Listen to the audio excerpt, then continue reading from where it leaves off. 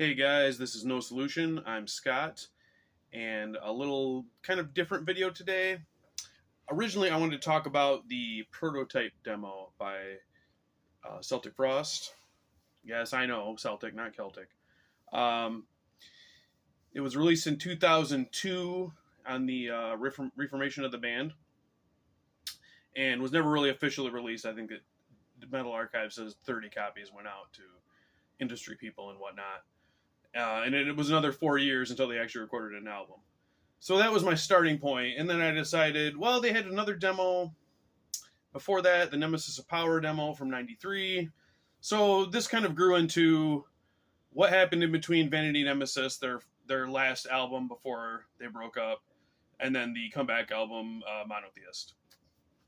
And as you can see, I'm wearing a not very metal shirt today, but I thought it fit the subject matter because this shirt is probably more metal than the prototype demo. So let's get into it. For some context, I use this book, Are You Morbid, that Tom Fisher wrote in, I believe, 2001. One thing you got to know about Tom is kind of similar to Varg. He tends to retcon his own history. Like, he will change his opinion on something, and then we'll go back and say, oh, well, this is what I really meant the whole time. So you gotta kind of take his opinions with the time he wrote them in. For example, in this book, he really glosses over the Hellhammer years and kind of writes them off as garbage and nothing. And then a few years later, he put out a coffee table book about Hellhammer and then re-released all the demos. And so he's out, and now he does shows where he does Hellhammer material. So his opinion changes, and this was, I think 2001. So Celtic Frost was dead, and this was what he thought about it at the time. But anyway, so this was kind of the official end of the band at that time. The Parched with Thirst and I'm Dying compilation from '92. Noise Records was putting out best ofs for all their acts at the time. And Celtic Frost was not for this, but they decided, well, if it's going to happen, we might as well be involved. And instead of just being 3 songs from every album we did, we can make it worth the fans' while. So there's a lot of unreleased stuff on here, a lot of B-sides, a lot of new recordings. They re-recorded a couple songs from the ill-fated Cold Lake album, which actually I kind of like. Some of it is bad, of course, but it's not as bad, I think, as people... is this Reputation. So yeah, the re-recorded Cold Lake songs sound really cool. And then there's 2 new songs. The first one, Idols of Chagrin, and the second one, Under Apollyon's Sun. Under Apollyon's Sun was the planned album title for the new album that never happened. Idols of Chagrin is kind of shitty and terrible. Under Apollyon's Sun is a decent, cool song, kind of in the vein of Vanity Nemesis in that style. They definitely didn't go back to the Morbid Tales years or anything, but yeah, cool comp. I don't know if it's rare or not anymore, but most of these B-sides have been tacked on to the various reissues of the albums they came from, but the 2 new songs haven't. So if you're a psycho, you might want this. So at that point, they were dropped from Noise. Sorry, I still got a little cough. We're enjoying a Finnish long drink today. And then they made a demo and started shopping it around. It was called The Nemesis of Power from 1993. And for some reason, that's the cover in Session 93. And Reed St. Mark was involved in this. I didn't write down who all was in this, but this is 7 tracks. This is a bootleg I got. This is a compilation of both of these demos. It's very 90s. It's very kind of, I would say, Pantera inspired, as much as it hurts my soul to say that.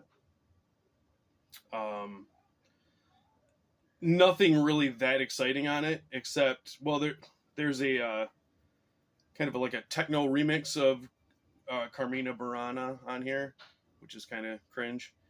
And then the seventh song, which is on here, is called Untitled, is actually Under Apollyon Sun from the compilation, and is by far the best song. In the book, they had a whole proposal that they sent with the demo about what this album was going to be. And Tom dreamed big. I mean, he wanted to have Brian Eno produce this album. Okay. They wanted to include covers by Prince, ELP, Sisters of Mercy. He planned it to be 14 to 16 tracks and would fill the entire time of the CD. Classical musicians. Basically, he wanted this to be even more avant-garde and out there and innovative than Into the Pandemonium. Now, based on the material that was on here, I don't know what he was talking about, but it was a demo, so who knows? Basically, nobody bit on the demo. He said they got some independent interest, but they weren't looking for that. They were looking to go big time, and that was it. So, excuse me, the next step, Tom pops up on this in memory of Celtic Frost tribute album from Dwell Records. You know, if you know anything about Dwell, they started with this and it was a big hit, and then that basically became their business model, is just put out every tribute albums of any band you can think of.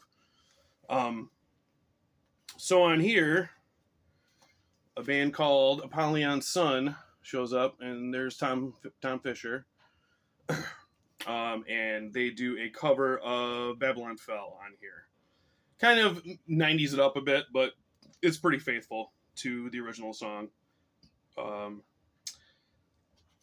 Interestingly, on this, there's a whole write up in the middle of the band, and it basically just says that they betrayed everyone with Cold Lake, and they came back with Vanity Nemesis, but no one was fooled. Kind of weird to shit on the band you're doing a tribute album of, especially when the main guy is on your album, but okay. So, that band was called Apollyon Sun. The next thing that happened is this came out. Apollyon Sun. Still Tom Fisher. And this is really, to my ears, a really shitty techno industrial metal.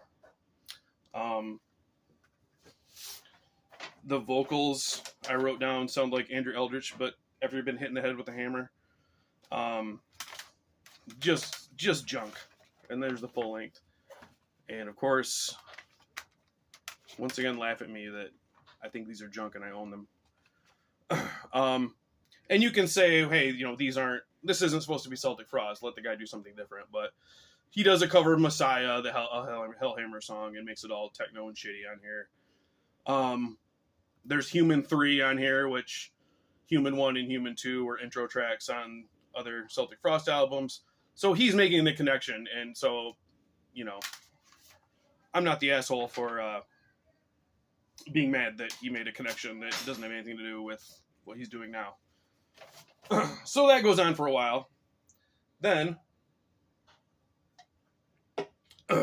rumors of Celtic Frost restarting start popping up. Reed St. Mark is involved again. The guitarist from Apollyon Sun, Tom asked him to be involved. So they start working, and they eventually come up with the prototype demo. Here's the cover of that. Metal Archives has it in color, and like I said, this is a bootleg, so maybe my bootleg just has a black and white cover for it. But, you know, professional-looking cover. And that's what the rest of this video is going to be about, is basically me shitting on this. Excuse me. So, we start out, we got track 1, is a cover of Helter Skelter. Which, okay, I guess you can draw a parallel to the Wall of Voodoo cover, Mexican Radio, that they did on Into the Pandemonium. But that actually sounded like a rock song. This sounds like a glitch electronic, like drum and bass kind of cover. Basically, they used the lyrics, kind of talked them with a bunch of electronic nonsense going on in the background. I wrote my comment for the song was boring and gross. So okay, let's move on. Totenganst, 5 minutes of boring electronic nonsense. All right, let's move on from that. The Dying Eye, guitars with an exclamation point I wrote, because that's like the first time there's been guitars on this thing. Then I wrote new metal made by people with learning disabilities. So you're getting the idea. This is a band I totally lost, in my opinion, or thinking they're on the cutting edge when they're copying third-rate horrible bands that are already going out of style. Next is The Beautiful End. And, oh, by the way, industrial drums, like all drum machines, it's just killing me by this point. The vocals are so low effort, whiny, mumbling usually. So this song consists of Tom saying, "My soul best friend, the beautiful end," over and over and over and over. And if it wasn't cringe enough, repeat it for 4 minutes. The next song, November, eventually became this song Obscured on Monotheist. So I have some familiarity with what it became, so I kind of like this because of that. But it's definitely a demo version of what would eventually be a way better song. Deep Inside, that is an Apollyon Sun leftover song, and sounds like it. Then I wrote Electro Goth Horseshit. Relinquished Body is another one that's a leftover. It eventually was majorly reworked and became Myopic Empire on a Triptykon album way later. This is notable because we're on track 7. This is the first time you hear Tom Fisher's kind of trademark vocal style. But it's very, very brief, and then he just goes back to robotically chanting everything. Human Dirt, I guess it's a highlight. I wrote inoffensive but dreadfully boring, so it didn't actually make me angry to listen to it. Next, Get Wicked. It's about 1.5 minutes of fucking cringe rap, and then I wrote, I Want to Kill Someone. It's just, what? What is this? Then the closer, the big finish, Hip Hop Jugend. I was mad at this point, so I just wrote some dumb bitch rapping in German, and then the rest of the song sounds like Rammstein minus any testosterone they might have. I'm not a Rammstein fan, but I prefer Rammstein or whatever the fuck this is. This is one that, it's one of these things that I never remember how bad it is. I'll think I do, and then I'll be like, no, it can't be that bad. You're exaggerating. Because I don't, it's not like I listen to this all the time. This is like an every few years type thing. And I just thought it'd be an interesting video. So, it's like your mind protects you. It won't let you remember it. It's always worse than I remember it is. Always. It's 45 minutes of just douche chills.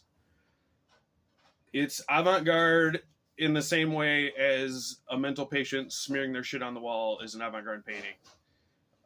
If you want to do mental gymnastics and decide that this is some kind of work of art, all right, I guess. But I'm very forgiving of bands I like, and this is an abomination. I wrote just a thought that occurred to me while I was listening to this, that at least for males, sometimes when you have bad times, you can start getting into bad habits and do destructive things. Like, say you start going to a strip club 4 times a week and you start thinking all the girls really like you. Instead, Tom went to raves and took E and sucked on a pacifier, I guess, because that's what this sounds like. It sounds like a middle-aged man trying to make a trendy techno metal / rap something. Absolute garbage. Absolute garbage. And what is so interesting about this, I guess, is 4 years later, this came out, Monotheist. In my mind, their best album. And There were a couple things that made it from the prototype demo to here, vastly reworked, of course. But this is what could have been prototype, and we got this instead. So I think our timeline won on that one. So I guess that's it for this one, guys. Sorry, it was a bit longer than I thought it would be. Have you guys heard the prototype demo? What do you think of it? Am I overreacting? I'd love to hear your thoughts on it. All right. Thanks, guys. See you on the next one.